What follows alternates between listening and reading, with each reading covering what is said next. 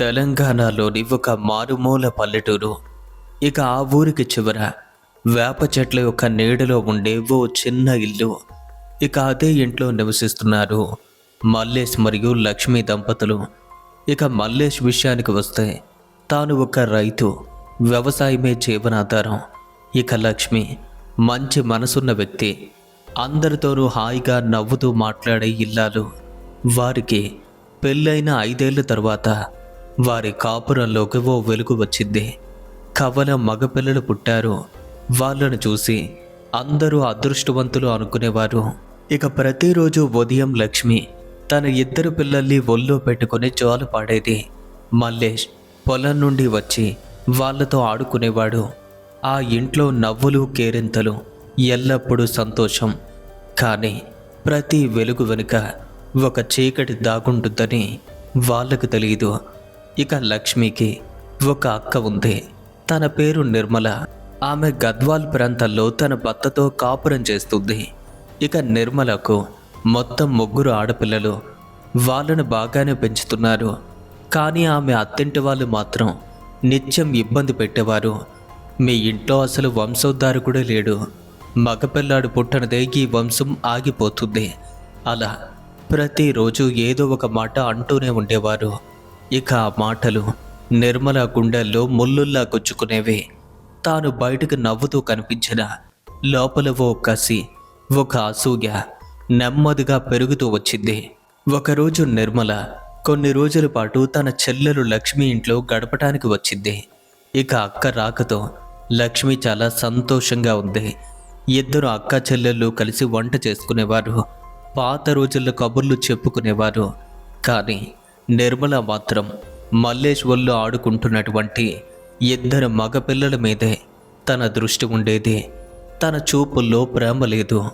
ఎప్పుడు ఏదో పగ రగులుతూనే ఉండేది. రాత్రి వేళల్లో నిర్మలకు నిద్ర పట్టేది కాదు.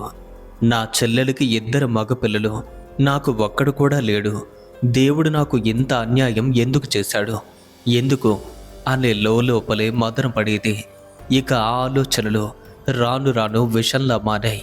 ప్రేమగా కనిపించే చూపు వెనుక ఒక భయంకరమైనటువంటి నిర్ణయం రూపుదిద్దుకుంటుంది. గద్వాల్కు తిరిగి వెళ్లే ముందు రోజు నిర్మల ఒక అవకాశం కోసం తాను ఎదురు చూసింది.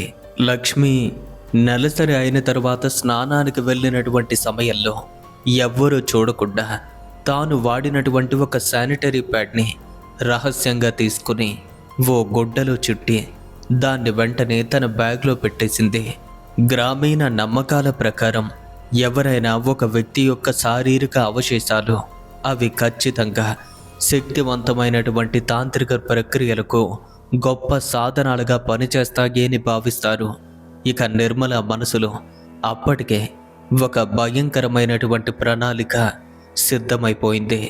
మరుసటి రోజు ఉదయం నిర్మల లక్ష్మిని కౌకలించుకొని, జాగ్రత్తగా ఉండమ్మా, పిల్లలు కూడా జాగ్రత్తగా చూసుకో అలా చెప్పి బయలుదేరింది.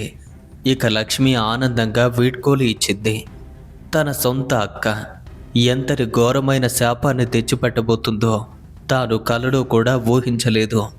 ఇక తన ప్రదేశమైనటువంటి గద్వాల్కు చేరుకున్న నిర్మల ఊరి బయట ఒక పాడుబడ్డ గుడి దగ్గర నివసించే ఒక తాంత్రికుడు గురించి ముందు నుంచే విని ఉంది. చీకటి పడగానే ఎవ్వరికంటా పడకుండా ఆ శానిటరీ ప్యాడ్ని తీసుకుని అతని దగ్గరికి వెళ్ళింది. అతని కుటీరం చుట్టూ వింత వాసన, నేలంతా చల్లా చెదురుగా పడి ఉన్న ఎముకలు, చూడగానే ఒళ్ళు జలధరించే వాతావరణం. అక్కడ అడుగు పెట్టగానే ఏం కావాలి నీకు అని తాంత్రికుడు లోతైన స్వరంతో అడిగాడు. ఇక నిర్మల కళ్ళల్లో నీళ్లు తిరిగాయి. కానీ గొంతులో కసి కనిపించింది. నా చెల్లెలకు 2 మగపిల్లలు పుట్టారు, నాకు ఒక్కడు కూడా లేడు. దాని ఆరోగ్యాన్ని, దాని జీవితాన్ని, దాని సంతోషాన్ని నాశనం చేయాలి. ఇక వెంటనే తన చేతుల్లో ఉన్నటువంటి ఆ శానిటరీ ప్యాడ్ని అతని ముందు ఉంచింది. ఆ తాంత్రికుడు కాసేపు మౌనంగా ఉండి తన కళ్ళల్లోకి సూటిగా చూశాడు. ఇది తిరిగి రాని దారి, ఒక్కసారి మొదలు పెడితే ఆగదు అని హెచ్చరించాడు. కానీ నిర్మల తన మనసులో ఉన్నటువంటి అసూయ ఆమెను ఆపలేదు. నాకు తెలుసు, నాకేం కావాలో అదే చేయండి అని దృఢంగా చెప్పింది. ఇక ఆ రాత్రి అమావాస్య చీకట్లో ఆ శ్మశానానికి అంచున ఆ తాంత్రికుడు భయంకరమైనటువంటి మంత్రాలను జపిస్తూ ఓ క్రూరమైన కర్మను ప్రారంభించాడు. మంటలు ఎగిసిపడుతూ పొగ నల్లగా ఆకాశంలోకి లేస్తూ ఏదో ఒక అదృశ్య శక్తి ఆ వాతావరణంలో మేల్కొన్నట్టుగా అనిపించింది. దూరంగా ఎక్కడో కుక్కల యొక్క ఏడుపులు ఏకకాలంలో మొదలయ్యాయి. ఇక అదే క్షణంలో గ్రామంలోని లక్ష్మి తన ఇంట్లో హఠాత్తుగా నిద్రలో ఉలిక్కిపడి లేచింది. ఛాతీలో ఏదో బరువుగా అనిపించింది. తన శరీరం అంతా కూడా చల్లగా వణికింది. ఏమైంది ఏమైంది లక్ష్మి నీకు అని మల్లేష్ ఆమెను అడిగాడు. ఏమోనండి, ఏదో కొంచెం భయంగా ఉంది, గందరగోళంగా ఉంది అని లక్ష్మి బలహీనంగా చెప్పింది. ఇక ఆ రాత్రి నుండి తన జీవితంలో అంధకారం మొదలైంది. ఆ రాత్రి గడిచిపోయింది. మరుసటి రోజు నుండి లక్ష్మి ఆరోగ్యం మారటం మొదలైంది. మొదట్లో తనకి అలసటగా అనిపించేది. ఆ తరువాత నెమ్మదిగా తల తిరుగుతున్నట్టుగా అనిపించేది. ఇక 5వ రోజు ఉదయం తనకి అకస్మాత్తుగా భారీగా రక్తస్రావం మొదలైంది. ఎప్పుడు ఆగని బహిష్టులాగా. మొదట్లో ఇదంతా కూడా మామూలు సమస్య అనుకున్నారు. కానీ రోజులు గడుస్తున్న కొలది ఆ రక్తస్రావం ఆగటం లేదు. ఇక మల్లేష్ ఆమెను దగ్గరలో ఉన్నటువంటి ఒక స్థానిక ప్రాథమిక ఆరోగ్య కేంద్రానికి తీసుకువెళ్ళాడు. ఇక అక్కడ గమనించినటువంటి డాక్టర్ తనకైతే మందులు ఇచ్చాడు. వాటిని వాడుతున్నారు కానీ ఫలితం లేదు. లక్ష్మి ముఖం రోజు రోజుకు పాలిపోతూ వచ్చింది. కళ్ళ కింద నల్లటి వలయాలు వచ్చాయి. చేతులు వణుకుతున్నాయి. నడవటానికి కూడా ఓపిక లేకుండా పోయింది. ఆమె ఒళ్ళు ఆడుకుంటూ ఉండే కవల పిల్లలు తల్లి పరిస్థితిని చూసి భయపడి ఏడ్చేవారు. వాళ్లకు ఏం జరుగుతుందో అర్థం కాకపోయినా ఏదో ఒక దుష్టశక్తి తమ ఇంటిని ఆవరించిందని వారి పసి ప్రాయాలు గ్రహించాయి. అందుకేనేమో వారు బహుశా నిశ్శబ్దంగా ఉండేవారు. ఇక పేదరికం అడ్డుగా ఉండటంతో మల్లేష్ తన భార్యను జిల్లా ఆసుపత్రికి తీసుకువెళ్ళాడు. అక్కడ ఉన్నటువంటి డాక్టర్లు రక్త పరీక్షలు, స్కానింగులు అన్నీ చేశారు. కానీ నివేదికలన్నీ కూడా మామూలుగానే ఉన్నాయి. ఎటువంటి వైద్యపరమైన కారణం కనిపించలేదు. మేడంకేమీ లేదండి, రిపోర్టుల ప్రకారం కానీ అంతా బాగానే ఉంది, కానీ ఎందుకో రక్తస్రావం ఆగటం లేదు అని డాక్టర్ కొంచెం అయోమయంగా చెప్పాడు. ఇది వైద్యానికి అందరి వింత పరిస్థితిలా ఉంది అన్నారు. ఇక రాత్రి వేళల్లో లక్ష్మికి ఒక భయంకరమైనటువంటి కల వచ్చేది. ఏదో ఒక నల్లటి నీడ తనని వెంబడిస్తున్నట్టు, ఎవరో గొంతు నొక్కుతున్నట్టు, చెవుల్లో ఎవరో నువ్విక్కడ ఉండకూడదు, మాతో పాటు రావాలి అని అరుస్తున్నట్టు. ఒక్కోసారి నిద్రలో తాను గట్టిగా అరిచేది. ఇంట్లో వస్తువులు అకారణంగా కదిలేవి. వంటగదిలో గిన్నెలు కూడా పడిపోతూ ఉండేవి. వేసిన తలుపులు తెరుచుకునేవి, తెరిచిన తలుపులు మూసుకునేవి. ఇరుగు పొరుగు వాళ్ళకు కూడా ఏదో అపశకునం జరుగుతుందని గుసగుసలాడుకోవటం మొదలుపెట్టారు. క్రమక్రమంగా పరిస్థితుల్లో మార్పులు వస్తున్నాయి. ఇంకా మల్లేష్ ఆగలేకపోయాడు. లక్ష్మిని ఒక పెద్ద ప్రైవేట్ హాస్పిటల్కు తీసుకువెళ్దామని హైదరాబాద్కు వెళ్ళాడు. పేరున్నటువంటి గైనకాలజిస్ట్ దగ్గరకు తీసుకువెళ్ళాడు. వాళ్ళు అనేక రకాల పరీక్షలు చేశారు. హార్మోన్ల చికిత్సలు ఇచ్చారు, రక్తం ఎక్కించారు. కానీ ప్రతిసారి కొద్ది రోజుల ఉపశమనం తరువాత ఆ రక్తస్రావం మళ్ళీ మొదలయ్యేది, మునుపటి కంటే తీవ్రంగా. ఇక లక్ష్మి శరీరం చూస్తుండగానే అస్థిపంజరంలా మారిపోయింది. మాట్లాడే ఓపిక కూడా లేకుండా పోయింది. ఇక మల్లేష్ కళ్ళల్లో ఇంక తన భార్య బ్రతుకుతుంది అని ఏ ఆశ లేదు. దేవుడా, నా భార్యను కాపాడు అని ప్రతిరోజు ఏడ్చేవాడు. కానీ ప్రతిరోజు పరిస్థితి అంతకంతకు దిగజారుతూనే వచ్చింది. ఒకరోజు రాత్రి లక్ష్మి పూర్తిగా కోమాలోకి వెళ్ళిపోయేలా అయిపోయింది. కుటుంబం మొత్తం కూడా భయాందోళనలో ఉంది.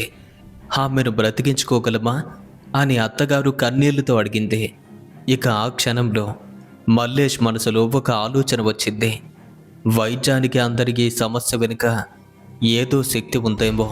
ఊళ్ళో పెద్దలు కూడా ఇది మామూలు జబ్బు కాదు, ఎవరో దృష్టి పెట్టారు లేదా చేతబడి చేశారు అని చెప్పడం మొదలుపెట్టారు. అలా ఎన్నోసార్లు వారి మాటలైతే తాను విన్నాడు. ఇక చివరి ఆశగా మల్లేష్ హైదరాబాదులోని చాదర్ఘాట్ ప్రాంతాల్లో ఉండే ఒక ముస్లిం వద్దకు వెళ్ళాడు. అంటే అతని గురించి తెలుసుకున్నాడు. ఆయన అనేక సమస్యలు పరిష్కరించాడని ఎంతోమంది చెప్పుకునేవారు. మరో ఆలోచన లేకుండా మల్లేష్ కుటుంబం లక్ష్మిని తీసుకుని ఆయన దగ్గరకు బయలుదేరింది. ఇక ఇదే వారి యొక్క చివరి ఆశ. చాదర్ఘాట్లోని ఇరుకైనటువంటి సందుల్లో పాతకాలం నాటి ఇళ్ల మధ్య ఆ పకీరు నివసించే ఇల్లు కనిపించింది. ఆయన పేరు బాబా రహీముద్దీన్. తెల్లటి గడ్డంతో కనిపించేవాడు. మనిషి మాత్రం చాలా గంభీరంగా ఉండేవాడు. యువకుడు. తనని చూడగానే మల్లేష్ కుటుంబానికి కొంచెం ఊరట లభించినట్టయింది. లక్ష్మిని లోపలికి తీసుకువెళ్ళగానే ఆ బాబా ఆమెను చాలా జాగ్రత్తగా పరిశీలించాడు. ఆమె కళ్ళల్లోకి చూసి ఆమె నాడిని పట్టుకుని కొన్ని క్షణాల పాటు కళ్ళు మూసుకున్నాడు. అకస్మాత్తుగా ఆయన ముఖం మారిపోయింది. గంభీరత్వం కమ్మేసింది. ఈమె శరీరంలో ఒక శక్తివంతమైన నెగిటివ్ ఎనర్జీ ఉంది. ఇదేమీ సాధారణమైన జబ్బు కాదు. ఎవరో బలమైన కాలజాదు చేశారు అని చెప్పాడు.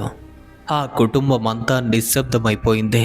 ఇక మల్లేష్ గొంతు వణుకుతూ అడిగాడు, బాబా, దయచేసి దీన్ని మీరు నయం చేయగలుగుతారా?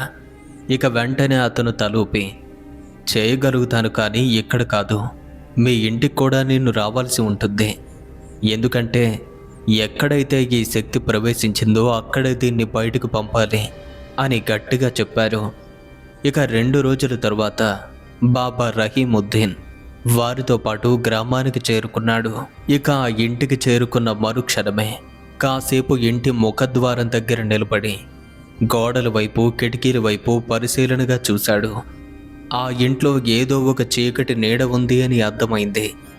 ఇక వెంటనే లక్ష్మిని మంచం మీద పడుకోబెట్టి ఇంటిల్లపాతిని దూరంగా ఉండమని చెప్పి అతను తన ప్రార్థనలు ప్రారంభించాడు. ఒక పాత్రలోకి నీళ్లు తీసుకుని దాన్ని చుట్టూ తిప్పుతూ ఏవేవో మంత్రాలు చదువుతున్నాడు. ఇక అంతవరకు ఉన్నటువంటి గదిలోని గాలి కొంచెం భారంగా మారిపోయింది. దీపం యొక్క మంట అకారణంగా మారిపోతుంది. బయట ఎవ్వరికీ ఏమీ కనిపించకుండా మొత్తాన్ని క్లోజ్ చేసి పెట్టారు. కాసేపటికి నెమ్మదిగా మంచం మీద పడుకున్నటువంటి లక్ష్మి యొక్క శరీరం వణకటం మొదలైంది. తన కళ్ళు తెరుచుకున్నాయి, కానీ తన కళ్ళు తరువులా లేవు.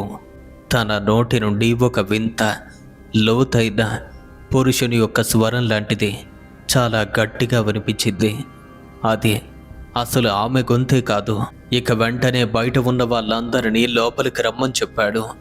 కుటుంబ సభ్యులంతా లోపలికొచ్చారు. ఆ దృశ్యాన్ని చూసి గజగజ వణికిపోయారు. అత్తగారైతే భయంతో అరిచింది. మల్లేష్ కాళ్ళు తడబడ్డాయి, కానీ తన భార్యను వదిలి పారిపోలేకపోయాడు. ఎందుకంటే తన రూపం అంత భయంకరంగా కనిపించింది. ఇక బాబా మాత్రం చలించలేదు. దృఢంగా నిలబడి గంభీరమైన స్వరంతో ప్రశ్నించాడు, నువ్వెవరివి? ఎక్కడి నుండి వచ్చావు? ఎంతసేపటికి అది సమాధానం ఇవ్వలేదు. ఇక అతనికి ఓపిక నశించి ఇక అతని తరీకాలు అడగ్గా ఆ వింత స్వరం భయంకరంగా నవ్వి బదులిచ్చింది, నేను గద్వాల్ నుండి ఇక్కడికొచ్చాను. సరే, నిన్ను ఎవరు పంపారు అని అడగ్గా దీని సొంత అక్క చేతబడి ద్వారా నన్ను పంపింది. ఆ మాటలు వినగానే గదిలో ఉన్న ప్రతి ఒక్కరి గుండె ఆగిపోయింది. మల్లేష్ నోటైతే మాట రాలేదు. నిర్మల, మా వదిన అని కన్నీళ్లతో గొనుక్కున్నాడు. ఇంత దురాగతానికి పాల్పడుతుందని ఎవ్వరూ ఊహించలేదు. ఇక లక్ష్మి శరీరం ఇంకా బలంగా ఊగుతూ మంచం మీద అటూ ఇటూ కదులుతోంది. తన నోటి నుండి భయంకరమైన అరుపులు, శాపనార్థాలు వస్తున్నాయి.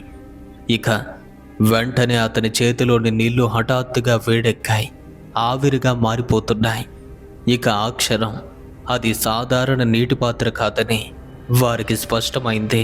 నువ్వెక్కడి నుండి వెళ్ళిపోవాలి, ఈమె శరీరానికి నీకు ఎటువంటి హక్కు లేదు అని అతను బిగ్గరగా మంత్రాలు చదవటం ప్రారంభించాడు.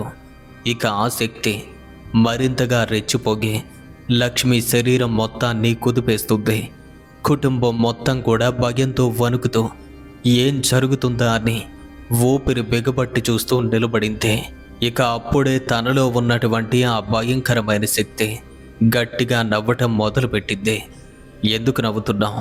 నీకేం కావాలి అని అడగ్గా, ఇక్కడ నేను మాత్రమే ఉన్నాను అనుకుంటున్నావు కదా, నేను కాదు, ఇక్కడ నాలా మొత్తం 4 ఉన్నారు. ఇక వారందరికంటే నేనే చిన్నదాన్ని. నేను దీని ఒంటిపైకి వస్తాను పోతాను. వారు అలా కాదు, ఈ ఇంటి మొత్తాన్ని నాశనం చేస్తారు. ముందు దీని తర్వాత దాని పిల్లల్ని, ఆ తర్వాత దీని మొగుణ్ణి, ఇలా ఒక్కొక్కరిని కూడా నాశనం చేశాక ఎక్కడి నుండి కదులుతాం? అవునా, వారంతా ఎక్కడున్నారు? మర్యాదగా చెప్పు అనగానే, నాకు తెలీదు, నీకంత శక్తి ఉంటే నువ్వే చూసుకో అని చెప్పింది. ఇక దాని మాటల మీద అనుమానం వచ్చినటువంటి ఆ బాబా వెంటనే తన చేతిలోని నీటిని తీసుకుని ఆ గది మొత్తాన్ని చల్లటం మొదలుపెట్టాడు. ఆశ్చర్యకరంగా అలా తాను చల్లినటువంటి కొద్ది నిమిషాలకే గది యొక్క 4 దిక్కుల్లో 3 దిక్కుల నుంచి పొగలు రావటం మొదలైంది. ఇక ఆ పొగల్లో గమనించేసరికి 3 భయంకరమైనటువంటి ఆకారాలు కనిపించాయి. అవి కూడా స్త్రీ రూపాలు, చాలా భయంకరంగా ఉన్నాయి. అవి అతనికి మాత్రమే కనిపిస్తున్నాయి. తన కుటుంబ సభ్యులకు ఎక్కడా కనపడటం లేదు. ఇక వాటిని గమనించినటువంటి ఆ బాబా మరొక్కసారి లక్ష్మిని గట్టిగా పట్టుకొని, చెప్పు, ఇంకా ఏం చేసిందో చెప్పు అనగా, చెప్పడానికి ఏమీ లేదు, ఒకరి తర్వాత ఒకరిని మొత్తం 4 వదిలింది. సరే, ఇంత పెద్ద ప్రయోగాన్ని ఎలా చేయగలిగింది అనేసరికి, ఏమీ లేదు, దీనికి కొడుకులున్నారు కదా, దాని కొడుకు లేరు అన్నటువంటి ఏకైక బాధ. ఇక అదే పగను మనసులో పెంచుకుంది.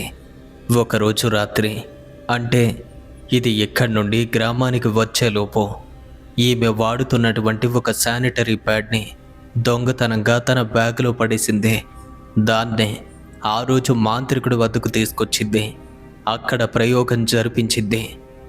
మొదట్లో కేవలం ఒక్కదాన్ని మాత్రమే వదులుతాను అనుకున్నాడు. కానీ ఆ మాంత్రికుడు మాత్రం మామూలు వాడు కాదు. ఎన్నాళ్ళుగానో ఆకలితో ఉన్నటువంటి ఆ 3 రూపాల్ని కూడా వదిలాడు. చాలా ఘోరమైన ప్రయోగాన్ని చేశాడు. అందుకే నేను మాత్రమే కాకుండా ఈ 3 భయంకరమైన రూపాలు దీనిలోకి వచ్చాయి. ఇప్పుడు దీన్ని కాపాడడం ఎవ్వరి తరం కాదు, ఖచ్చితంగా ప్రాణాలు తీసుకెళ్ళిపోతాయి అని గట్టిగా నవ్వటం మొదలుపెట్టింది. సరే, నువ్వొక పురుషుల్లా మాట్లాడుతున్నావు కదా, కనీసం నువ్వైనా మగాడివేనా అని అడగ్గా, లేదు, నేను మగాన్నే కాదు, నేను ఒక నపుంసకుడిని. యాక్సిడెంట్లో చనిపోయి అక్కడక్కడ సంచరిస్తూ ఉంటే వాడు నన్ను మోసం చేసి బంధించుకొచ్చాడు. ఇక అప్పటి నుండి ఆకలితోనే ఉన్నాను. వాడు ఏం చెప్తే అదే చేస్తాను, వాడిచ్చే ఆహారాన్ని తీసుకుంటాను. ఇక అది మాట్లాడుతున్నటువంటి ప్రతి మాటకి కూడా కుటుంబ సభ్యులు ఒక్కొక్కరుగా ఆశ్చర్యపోతున్నారు.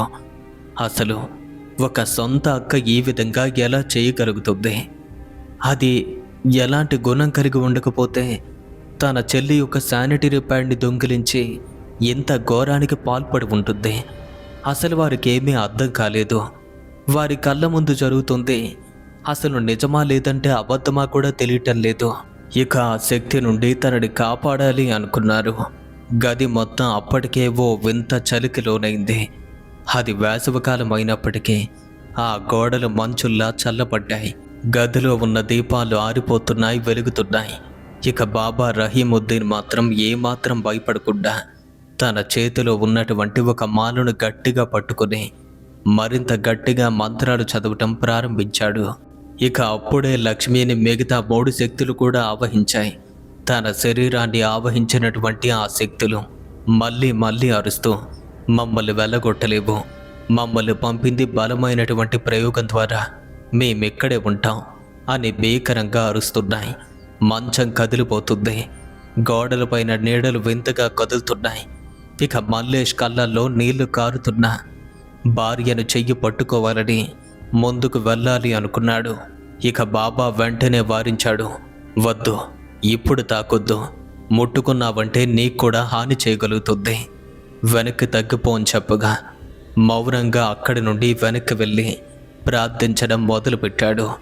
ఇప్పుడు ఆ బాబా మరింత తీవ్రంగా మంత్రాలు జపిస్తూ ఒక ప్రత్యేకమైనటువంటి నూనెని తీసుకుని లక్ష్మి యొక్క నుదుటిపైన రాశాడు.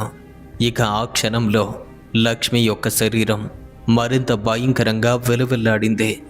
తన నోటి నుండి వెలువడుతున్నటువంటి స్వరాలు ఇప్పుడు దీనంగా మారుతున్నాయి. వదిలేయండి, మమ్మల్ని వదిలేయండి, మేం వెళ్ళిపోతాము అని మాట్లాడుతున్నాయి. మమ్మల్ని ఎవరో పంపితే ఇక్కడికి వచ్చాం, కానీ మా అంతటి మేము రాలేదు. దయచేసి మమ్మల్ని వదిలేయండి, వెళ్ళిపోతాము అని చెప్పి ఏడవటం మొదలుపెట్టాయి.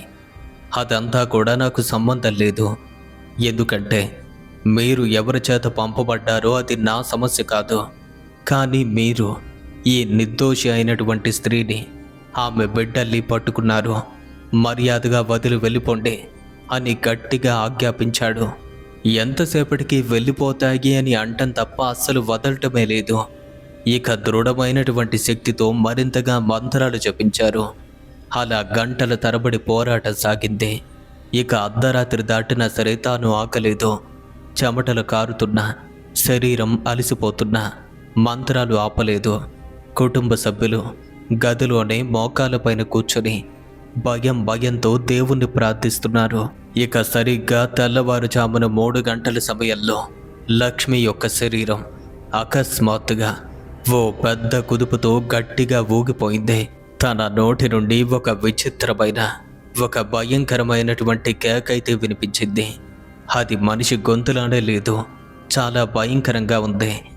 ఇక ఆ ఒక్క కేక తరువాత గదిలో నిశ్శబ్దం అలుముకుంది. ఇక అంతవరకు అటు ఇటు ఊగుతూ ఉన్నటువంటి దీపాలు స్థిరంగా వెలగటం మొదలైంది. లక్ష్మి శరీరం నిస్త్రాణంగా మంచం మీద వాలిపోయింది. ఆమె కళ్ళు మూసుకుపోయాయి. తన కుటుంబం భయంతో తన దగ్గరకు పరిగెత్తింది. లక్ష్మి, లక్ష్మి మేలుకో అని మల్లేష్ అరుస్తున్నాడు. ఇక బాబా రహీముద్దీన్ నెమ్మదిగా తలను పట్టుకుని నాడి పట్టుకుని పరీక్షించాడు. కొన్ని క్షణాల తరువాత చిరునవ్వుతో, ఆ శక్తి వెళ్ళిపోయింది. నీ భార్య ఇప్పుడు క్షేమంగా ఉంది, ఇంకేం కాదు. ఇప్పుడు అలసిపోయి నిద్రపోతుంది, కాసేపట్లో లేస్తుంది అని చెప్పాడు. ఇక ఆ కుటుంబం మొత్తం కూడా అతని కాళ్ళ మీద పడింది. కానీ బాబా ముఖంలో ఇంకా ఏదో ఆందోళన కనిపించింది. ఈ చెడు శక్తిని పంపిన వ్యక్తికి ఈ కర్మఫలం తప్పకుండా తగులుతుంది. ఇలాంటి పనులు చేసేవారు వారిని వారే నాశనం చేసుకుంటారు. ఇక ప్రక్రియ మొత్తం పూర్తయిన తరువాత తాను అక్కడి నుండి వెళ్ళిపోయారు. మరుసటి రోజు ఉదయానికి తాను మేల్కొంది. ఇక ఆ రోజు నుండి నెమ్మదిగా కోలుకోవటం మొదలుపెట్టింది. ఇక అంతవరకు ఎన్ని హాస్పిటల్స్ తిప్పినా, ఎంతమంది వైద్యులు కూడా చెయ్యలేని పని ఆ ఒక్క బాబా చేశారు. ఆగకుండా సాగినటువంటి ఆ రక్తస్రావం పూర్తిగా ఆగిపోయింది. వారం రోజుల్లోనే తన ముఖం మళ్ళీ కలను సంతరించుకుంది.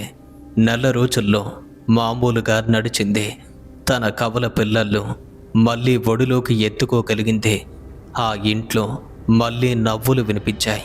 కానీ ఆ రాత్రి విన్న మాటలు, నన్ను పంపింది దీని సొంత అక్క, అవి మాత్రం వాళ్ళ మనసుల్లో నుండి ఎప్పటికీ చెరిగిపోలేదు.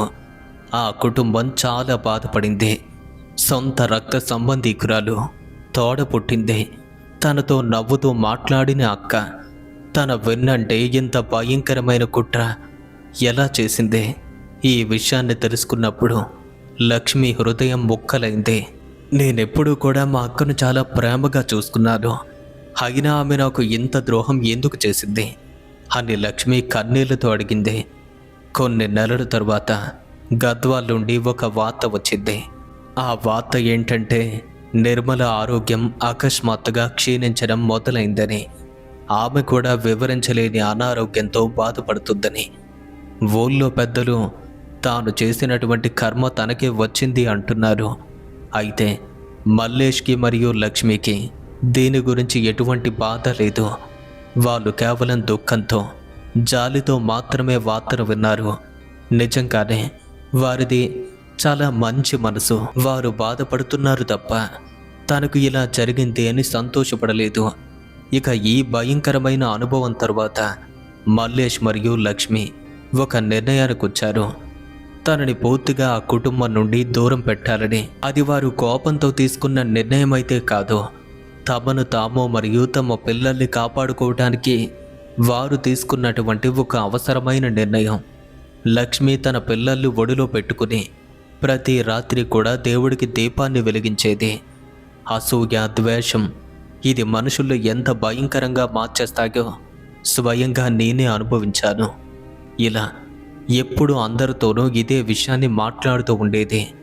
ఇక మల్లేష్కి ఆ బాబా వెళ్ళే ముందు ఇంటి ముందు ఒక ప్రత్యేక వస్తువునిచ్చి అక్కడే కట్టమని చెప్పాడు. అతను కూడా అలానే చేశాడు. ఇక కాలం గడుస్తున్న కొద్దీ ఆ ఇంట్లో మళ్ళీ శాంతి మరియు సంతోషం నెలకొన్నాయి. కవల పిల్లలు పెద్దవాళ్ళవుతూ ఆరోగ్యంగా పెరుగుతున్నారు.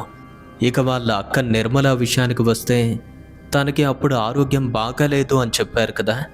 ఆ తరువాత ఏమైందో ఏమో తెలియదు కానీ ఒక భయంకరమైనటువంటి ఇన్ఫెక్షన్ తన ఒంటిని చేరింది.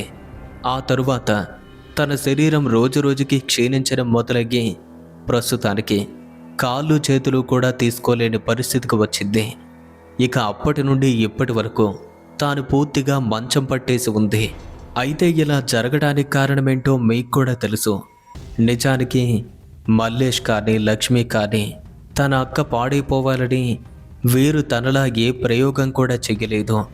తాను చేసినటువంటి కర్మఫలం తనకే తిరిగొచ్చింది. అది కూడా కొద్ది రోజులు తిరగకుండా.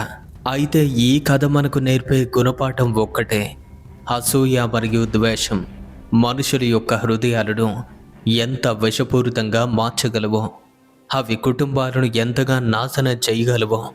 కానీ అదే సమయంలో ప్రేమ మరియు నమ్మకం, ఐక్యత ఎటువంటి శక్తినైనా ఎదుర్కొని గెలవగలదని కూడా నిరూపిస్తుంది. అయితే మీ అందరికీ కూడా ఇక్కడ ఒక ముఖ్యమైన విషయాన్ని చెప్పాలి అనుకుంటున్నాను. ఇంతవరకు మీరు ఈ స్టోరీని విన్నారు కదా, మీకెలా అనిపించింది?